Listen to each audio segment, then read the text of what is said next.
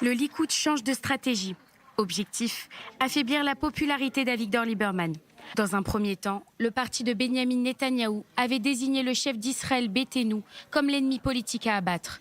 Il multiplie les attaques contre l'ancien ministre de la Défense, l'accusant d'être de gauche et responsable des nouvelles élections en septembre. Mais les sondages continuent à montrer une nette progression des intentions de vote en faveur d'Avigdor Lieberman.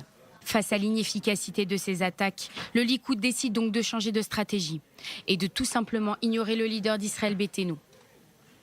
Plus aucune déclaration contre lui n'est émise dans la presse et les sujets comme le service militaire des étudiants ultra-orthodoxes sont relayés au second plan pour ne pas lui donner de grain à moudre.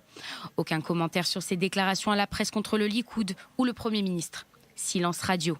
Une tactique qui permet à la fois de faire diminuer la force de nuisance d'Avigdor Lieberman, mais qui permet de garder une porte ouverte à d'éventuelles négociations post-élection avec son parti. Dans l'opposition aussi, on aiguise les armes avant le lancement officiel de la campagne. Et il y a de l'eau dans le gaz entre les leaders de Bleu-Blanc.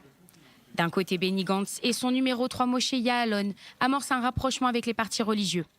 Moshe Ya'alon a ainsi accordé une interview à un média ultra-orthodoxe. L'objectif est simple, éviter d'être exclu d'office par ces partis en cas de négociation pour une coalition que mènerait Bleu-Blanc. Mais cette opération séduction est sapée par Yair Lapid.